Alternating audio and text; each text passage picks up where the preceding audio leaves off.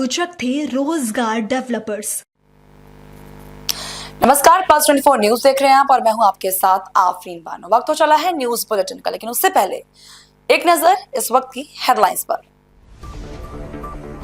कांग्रेस सांसद राहुल गांधी ने 22 अप्रैल को पहलगाम में हुए आतंकवादी हमले में मारे गए कानपुर निवासी शुभम त्रिवेदी के परिवार से की मुलाकात। पश्चिम बंगाल के मुख्यमंत्री ममता बनर्जी दीघा में श्री जगन्नाथ मंदिर के प्राण प्रतिष्ठा समारोह में हुई शामिल। केदारनाथ धाम को फूलों से सजाना हुआ शुरू। 2 मई को सुबह 7 बजे बाबा केदारनाथ धाम के कपाट आम श्रद्धालुओं के लिए खोल दिए जाएंगे। गांधीनगर मेन रोड इलाके में 2 दुकानों में लगी भीषण आग, मौके पर मौजूद है दमकल की गाड़ियां। पहलगाम टेररिस्ट अटैक पर बोले पूर्व भारतीय क्रिकेटर शिखर धवन, कहा बहुत दुख हुआ, मेरे पास इसे व्यक्त करने के लिए शब्द नहीं। अब खबरें विस्तार से। खबर उत्तर प्रदेश के हापुड़ से है, जहां उत्तर प्रदेश राज्य महिला आयोग की सदस्य मनीषा अहलावत ने हापुड़ पहुंचकर सिंचाई विभाग के गेस्ट हाउस में जन चौपाल का आयोजन किया। उन्होंने महिलाओं की समस्याओं को सुना और अधिकतर समस्याओं का मौके पर ही निस्तारण करने का प्रयास किया।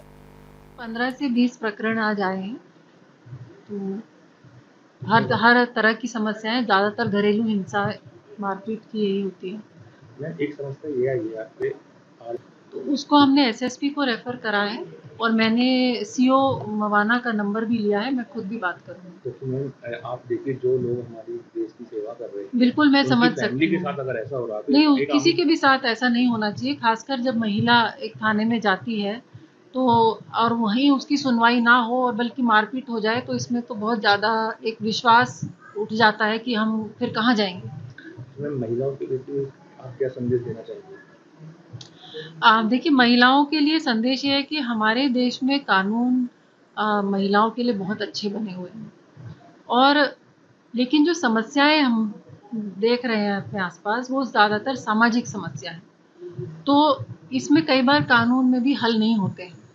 तो समाज को एकजुट होकर ये इन समस्याओं के हल निकालने हैं, और इसमें खासकर महिलाओं को अपना थोड़ा सा मानसिक संबल बना के रखना है कि कैसे कानून का रास्ता लेकर उसके हल निकाले या दबाव बनवाएं, क्योंकि अगर महिला ही हिम्मत हार जाएगी तो फिर कोई रास्ता नहीं है। तो मैं हमेशा ये कहती हूँ, जो आपने देखा भी होगा, जो महिलाएं आती हैं कि आप पढ़ी लिखी हैं और अगर आप स्वस्थ हैं तो पहले आप इन चीज़ों को साथ में ले, क्योंकि कई महिलाएं जिनके पास ये भी नहीं है, तो अपना मानसिक संबल बना के रखना है, हिम्मत हौसला लेके चलना है। कानून आपके साथ है, लेकिन कई बार बोलने से काम नहीं होता, कानून में हर काम लिखित में होता है, तो वो दाव पेच महिलाएं थोड़ा उसमें पीछे रह जाती हैं।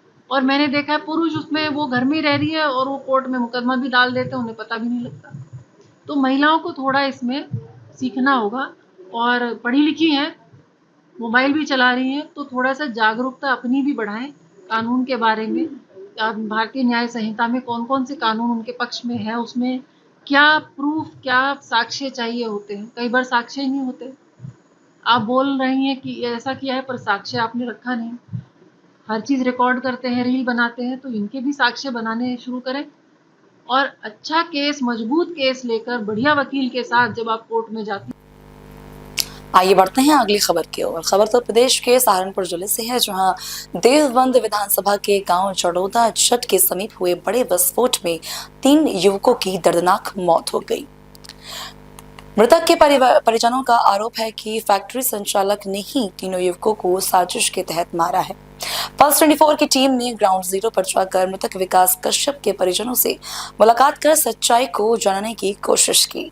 देखिए ये खास रिपोर्ट। सहारनपुर की देवबंद विधानसभा के जड़ोदा जट के व्यक्ति का, जिस प्रकार आपने सुना होगा, अभी हाल ही में शनिवार के दिन एक फैक्ट्री के अंदर एक ब्लास्ट के अंदर निर्मम मौत हुई। घटना को 3 दिन हुए और परिवार के अंदर जो है गम का माहौल है। उनकी माताजी और उनके खुद जो सगे चाचा हैं मेरे साथ बात करने के लिए मौजूद हैं। क्या नाम है भाई साहब आपका? कोरपाल नाम है। अच्छा, आप ही का भतीजा था विकास जी? जी। अच्छा, शनिवार की घटना बताई जा रही है। सुबह जाया करता था, उससे पहले फोन आया था कि 3 बजे आप आ जाओ वहाँ पे। यूँ पता नहीं किसी वजह से 3 बजे बुलाया गया था सुबह। मतलब सुबह के 3 बजे। हाँ जी, फोन की रिकॉर्डिंग है, फोन है हमारे पास में, सारी डिटेल है। ये नहीं पता कि 3 बजे क्यों बुलाया गया था। हमने मना कर दी कि 3 बजे हमें जाना नहीं है। हमने जो है जिस टाइम जाना था 6 बजे, 6:30 बजे जाओ तो 6 बजे हमने भेज देते हैं। ठीक, 6 बजे हमने जो भेजे उसके बाद जो है ये कांड हुआ है। कांड नहीं हो, हत्याकांड आप पक्की है। हत्याकांड कैसे कह सकते हैं आप? एक बताया जा रहा है अधिकारियों ने कि विस्फोट हुआ है किन्हीं कारणों से। हत्याकांड इसलिए कहा जा कि हमने जो विरोधी पकड़े गए, जो अपराधी थे, वे हमने वीडियो बना रखी। उस वीडियो को कोई भी सुनकर कह सका कि हत्याकांड है। अच्छा, इंटरनेट मीडिया पर हमने सोशल मीडिया पे वीडियो देखी है, एक व्यक्ति है भाग रहा है और पीछे से आवाज आ रही है, आप कहाँ भाग रहे हो, बोरी में क्या है? तो क्या आप ही उस ऑडियो वीडियो में है? जी हाँ, हम ही है उस वीडियो में। हमें ये कहा कि हमने पूछा कि हमारे बंदे का, उसने कहा कि मैं आपके बंदे थे इधर को भागे बम ब्लास्ट की वजह से। क्या आपके पास वो वीडियो है आपके फोन में? हाँ जी, हमारे पास। तो वो आप हमें वीडियो दिखाइएगा।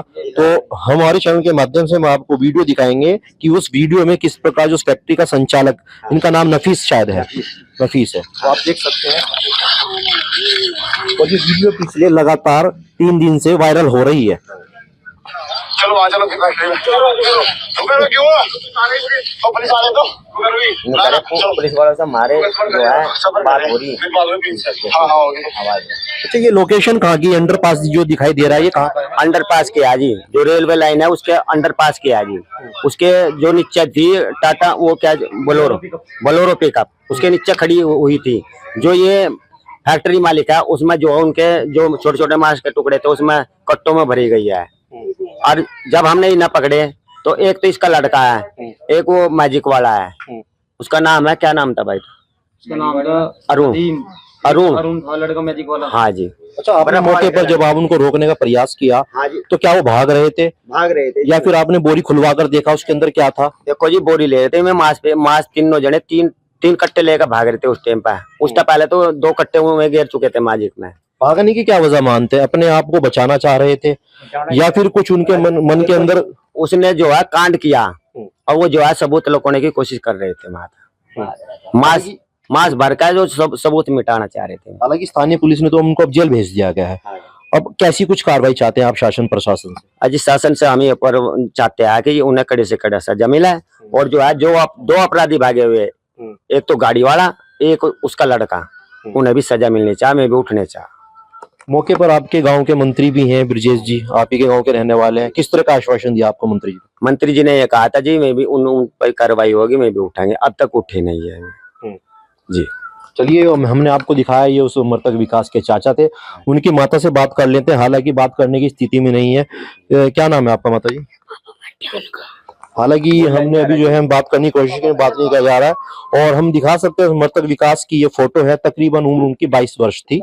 और किस तरीके से आप समझ सकते हैं एक जवान बच्चे का अपने माँ बाप के सामने चले जाना और इस तरह की घटना से जाना एक बहुत ही दुख का बड़ा विषय होता है। उनके पिताजी हैं, पिता से बात कर लेते हैं। आप हैं उनके पिताजी? क्या नाम है आपका अंकल? राजबल।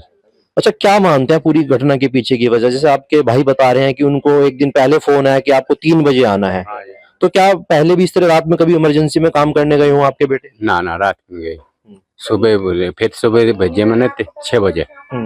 तो 6 बजे के बाद में विस्फोट हुआ 7 बजे से करीबन। अच्छा, जिस समय विस्फोट हुआ आप कहाँ पर थे? हम वहीं से गेहूँ काट रहे करीबन 2 किलोमीटर दूर। तो आवाज तो वहां तक भी पहुंची होगी? हाँ जी, आवाज तो करीबन 5 किलोमीटर तक गई धमाके की। तो उस समय कुछ क्या आभास हुआ आपको कि कोई बड़ा हादसा हुआ या फिर कुछ आपने सोचा कि भाई शायद फैक्ट्री में कोई बम विस्फोट हुआ हो?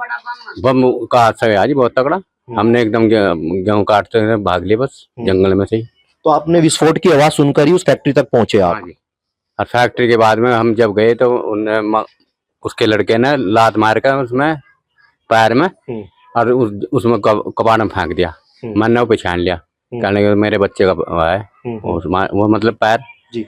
और पैर को वजह से मैंने अंदर पड़ा तो अंदर वे मतलब छेजड़े वहां दूर पड़े थे। 3 व्यक्तियों के बताया जा रहा है ऐसे मृत हुए हैं। क्या कुछ और भी वहाँ पे काम किया करते थे लड़के, कुछ और ज्यादा स्टाफ? अंदर तो बढ़न देते हुए कभी आप अंदर गए हो फैक्ट्री? नहीं, अंदर नहीं बढ़न देते हुए किसी को भी। 1-2 बार पिछले साल गया मैं, 2 साल थे मेरा बच्चा जी, तो वे अंदर नहीं बढ़न देते। हाँ, खाना बाहर ही रख लेते। अब देखिए, काफी मौके पर नेता भी आपके पास आ रहे होंगे, विपक्ष के नेता हो या मौजूदा नेता हो, किस तरह का आप सहयोग चाहते हैं आप शासन प्रशासन से? प्रशासन से उन्हें कड़ी से कड़ी सजा मिलनी चाहिए जो सरकार से जो हम तो एक बच्चा रह रहा है, 2 की शादी हो रही, हम तो बस किसी उसी के सहारे थे बस। जी तो चलिए, हमने आपको दिखाया देवबंद विधानसभा के जड़ौदा जट गांव में मौजूद थे, जहां पर मृतक विकास के परिजनों से हमने बात करी। हालांकि उनके परिवारजनों का कहना है कि हमें शासन प्रशासन से यही गुहार है कि हमें न्याय मिले, और उस न्याय की तब तक हम इंतजार करेंगे जब तक हमारे बेटे को न्याय नहीं मिलेगा। इस प्रकार हम लगातार आपको सहारनपुर से जुड़ी खबर दिखाते रहेंगे। सहारनपुर से पुरुषोत्तम सैनी, पल्स 24। जैसा कि हम लोगों ने देखा है, देवबंद के क्षेत्र में यालखेड़ी गांव में एक भीषण दुर्घटना हुई है पटाखा फैक्ट्री में, जिसमें 3 बच्चे मारे गए हैं। तो इसी सिलसिले में हम लोग यहाँ के गुनारसा गांव में उपस्थित हैं इस समय। इनके परिवार में से विशाल नाम का व्यक्ति है जिसकी मृत्यु हुई है इस दुर्घटना में। तो अभी हमारे साथ हैं विशाल के दादाजी, जरा उनसे जानेंगे कि क्या मामला हुआ, उनका क्या विचार है, वो क्या देखा उन्होंने, उनकी जानकारी लेते हैं हम। तो जी यही देखा, यही बच्चे बता रहे थे मुझे, और जी ऐसा ऐसा कट्टे लिए जा रहे, पीछे पीछे देख कर वे भाज के कट्टे छोड़कर झाड़ी को है जी, और डिश्याम खड़ा था है जी, तो डिश्याम में बैठ कर और भागने लगे। फिर वे पकड़े जी, पकड़ कर लाए तो वे पुलिस को छुटवाई जी। आपको कब जानकारी हुई इस बात की? है जी, आपको कब पता चला कि दुर्घटना हुई है? हाँ जी, मैं तो धड़का हुआ जी, बहुत तकड़ा, गाल लोग धरती हाल ली जी। अच्छा, आप लोग यहीं थे? अभी मैं तो छोड़ बता दी, जो भी भागा है इंटर। अच्छा, आप लोग पहुंचे वहां पे, तो वहां पे आपने क्या पाया? वहां पे क्या देखने को मिला आपको? बस वहां देखने में वही था जी, और मांस पेट दबा रे। जो फैक्ट्री का मालिक है नफीस, वो भी वहां पे उपस्थित था? नहीं, उस वक्त नहीं था जी वहाँ। अच्छा, मेरे से पालक हिस्सा हो लिया, मैं बाद में गया, मैं बाहर से बाद में गया जी। कितनी उम्र थी आपके बेटे की? आपके पोते की उम्र कितनी? 23 साल जी। 23 साल थी। अच्छा, आप क्या कार्रवाई चाहते हैं इस मामले में? अरे बाबू जी, मेरा क्या, मैं तो गरीब आदमी, मेरा तो जो था वो लूट गया, वो अंजन था है जी, जो तो अंजनता मारो मेरे को बुढ़ापा आएगा। आपके पोते के लिए 4 लाख का मुआवजा दिया गया है, उसके लिए संतुष्ट हैं क्या आप? नहीं जी, हम क्या वो जी, जो हम तो जो भी कहोगे आप वो हो जी, हम क्या कह सके प्रधान जी, इस बारे में हम बताओ क्या कह सके, जो आप क्या दो अपने मुझसे क्या कहेंगे? ये देखिए, ये व्यथा कथा है यहाँ के परिवार की, जिनका बच्चा अभी कुछ दिन पहले एक दुर्घटना के हादसे का शिकार हो गया। और मैं धीरेन्द्र सिंह राठौर, पल्स 24 न्यूज। अगली खबर सहारनपुर से है। चौहान में विवेक चौहान मेमोरियल ट्रस्ट ने विवेक चौहान की पुण्यतिथि पर चौहान हेल्थ केयर ककराला में 18वां रक्तदान शिविर आयोजित किया गया। बता दें, शिविर का शुभारंभ पूर्व विधायक शशि बाला पुंडीर, पूर्व चेयरमैन खालिद खान और अधिवक्ता संघ अध्यक्ष अभय सैनी ने फीता काट कर किया। जिला अस्पताल की टीम ने रक्त संग्रहण किया। बड़ी संख्या में युवाओं ने बढ़ चढ़ कर रक्तदान किया। बता दें कि ट्रस्ट ने सभी रक्तदाताओं को प्रशस्ति पत्र देकर सम्मानित किया। आयोजन को सफल बनाने में ट्रस्ट टीम और स्वयं सेवकों का अहम योगदान रहा। जिस प्रकार से रक्तदान शिविर लगाया जाता है चौहान विवेक चौहान मेमोरियल ट्रस्ट के द्वारा, सर मैं यही कहना चाहूँगी कि इन्हें काफ़ी दिन हो गया है ये रक्तदान शिविर लगाते, और जहाँ तक मुझे अंदाज़ा है कि इनके बेटे का शायद एक्सीडेंट वगैरह में वो हो गया था, डेथ हो गया था। तो इनका यही सोच है कि जिस तरह से हमारा बेटा एक्सीडेंट हुआ और उसे खून नहीं मिल पाया और वो बच्चा आज नहीं है, तो इसलिए इन्होंने ये लगाते हैं कि और किसी के साथ अगर ऐसा हो तो उसे टाइम पे ब्लड मिल जाए और उसकी ज़िंदगी बच जाए। एक घटना हुई आपके जीवन में, पूरे जीवन काल में, और उसको आपने एक तरह से माध्यम बना और लोगों का जीवन बचाने का एक तरह से प्रयास किया। कौन सा रक्तदान शिविर है और किस प्रकार से इसकी प्रेरणा आपके मन में आई? देखिएगा, ये 18वां रक्तदान शिविर है। आज मेरे बेटे को उसका स्वर्गवास हुए पूरा 1 दशक हो गया है, 10 साल, और उसके निधन की जब वो सिनर्जी हॉस्पिटल में था लगभग इसी समय घोषणा की जा रही थी। उस समय बहुत दुखी मन से मैंने निर्णय लिया था कि मैं अपने बच्चे को हमेशा जिंदा रखने का प्रयास करूंगा। वो मेरा बच्चा जिस समय उसका एक्सीडेंट हुआ था, रक्त की कमी के कारण इस दुर्घटना में उसकी जान चली गई थी।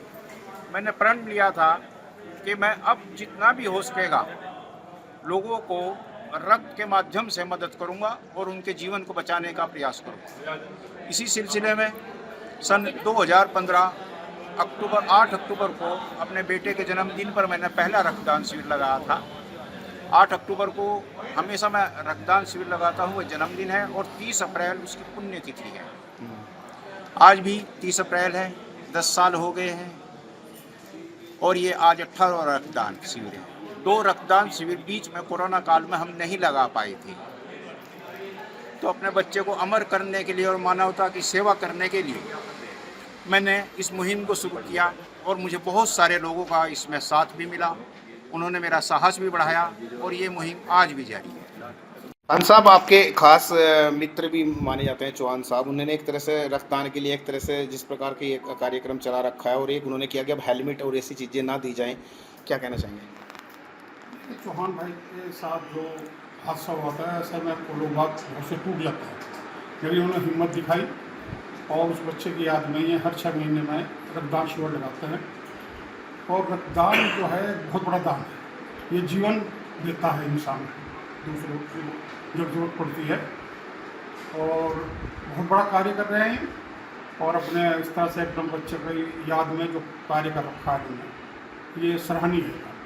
एक तरह से इन्होंने एक मुहिम चलाई है कि जो रक्तदान के तो गिफ्ट ही देते हैं, हेलमेट देते हैं, छतरियाँ देते हैं, वो कहते हैं कि उनका काम नहीं हो कहीं ना कहीं। यहाँ जो रक्तदान किसी भी करना आता है, हमेशा ही मैं तो हर रक्तदान शिविर में आता हूँ, यहाँ कोई इस तरह की बात नहीं हुआ है किसी को हेलमेट दिया जा रहा है, किसी को कुछ दिया जा रहा है, सब अपनी इच्छा से आते हैं और अपनी मर्जी से रक्तदान करते हैं। यही रक्तदान होना भी चाहिए। ये तो मुझे लगता है कि भाई कोई हेलमेट दे रहा है, कुछ दे रहा है, इस तरह के मुझे तो मतलब मेरी अपनी पर्सनली है कि मुझे तो ठीक नहीं लगता। जी क्या कहना चाहेंगे, जिस प्रकार से विवेक चौहान जो मेमोरियल ट्रस्ट है काफ़ी बार जो रक्तदान करते हैं, क्या कहना चाहेंगे?